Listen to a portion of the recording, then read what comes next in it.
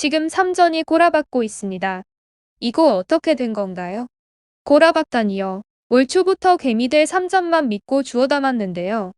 개미들 8개월이나 믿고 기다린 결과가 처참하네요. 그동안은 8만 원대에서 잘 버텨줬는데 외국인 매도세가 심상치가 않네요. 삼전뿐 아니라 요즘 외인 매도세가 심상치가 않습니다. 오늘은 코스피만 2조 6천억이나 팔고 있네요. 작년 4월 반등 이후 처음 보는 매도량 같습니다. 저도 더 버티고 싶었지만 큰 비는 피해야겠다 싶어서 배당주만 조금 남기고 모두 손절하였습니다. 몇 일 전부터 이상 기운을 느끼긴 했지만 갖고 있던 주식이 모멘텀도 있고 성장성도 있어서 버텨보려고 했는데 일단 모두 손절했습니다. 하락장에는 우량주권, 성장주권 모두 패대기 치는 게 주식시장입니다. 아직은 건강한 조정이라고 말할 수 있는 정도지만 조정이 깊어지면 하락장인 겁니다. 그땐 이미 늦은 거죠. 물론 기회일 수도 있고 단기 하락일 수도 있습니다. 하지만 증시의 이상 징후를 무시하지 마세요.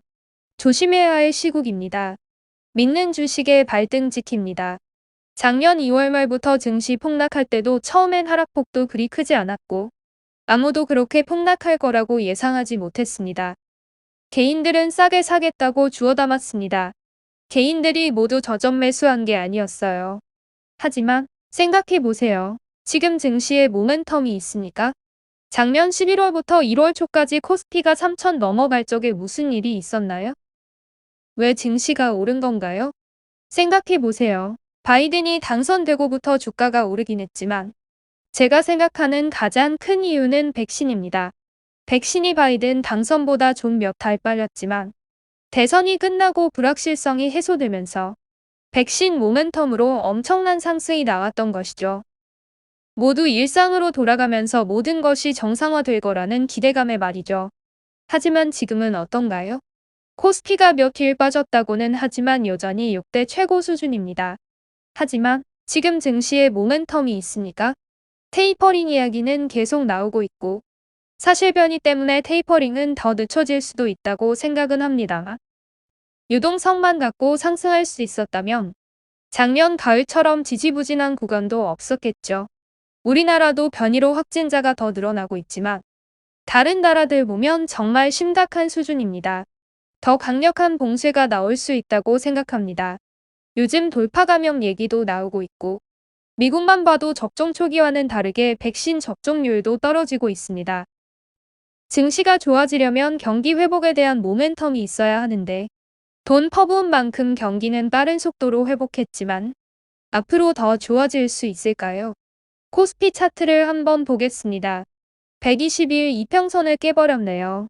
장기 이평선을 깨는 건 정말 조심해야 합니다. 급락도 가능하고 계단식 하락도 가능합니다. 장이 마감할 때가 돼가면서 조금 반등이 나오고 있긴 하지만 외국인과 기관은 매도세가 줄어들었을 뿐 전혀 사고 있지 않네요. 사는 건 개미들 뿐. 그거 아십니까? 작년 3월 말부터 올해까지 외국인은 전혀 주식을 산 게 없다는 거. 외국인과 기관은 팔기만 했어요. 지금 사는 건 개미들밖에 없어요. 개미들 돈이 무한합니까? 작년부터 개미들 주식도 무지막지하게 샀고 부동산도 무지막지하게 샀어요. 코인도 무지막지하게 샀고요. 개인들 돈이 무한합니까? 돈이 어디서 더 들어올 수 있을까요? 주식시장도 오르니까 사고 돈을 벌 수 있다 생각하니까 사는 거지. 하락장이라고 느끼는 순간 사지 않을 겁니다. 작년 같은 큰 하락이 와도 돈이 별로 없을 거예요. 왜냐? 개미들 돈이 별로 없을 거니까요. 돈이 있어야 사죠. 빚내서 집 사고 주식 사고 코인 샀는데 뭔 돈이 있어요? 저는 일단 큰 비는 피해야겠다는 생각입니다. 오늘 손절한 종목 내리지 않고 오를 수도 있겠죠. 하지만 기회는 항상 오는 법입니다. 손실이 났다고 급하게 복구하려고 하지 마세요. 제가 10년 넘게 원금을 지키며 살아남은 이유입니다.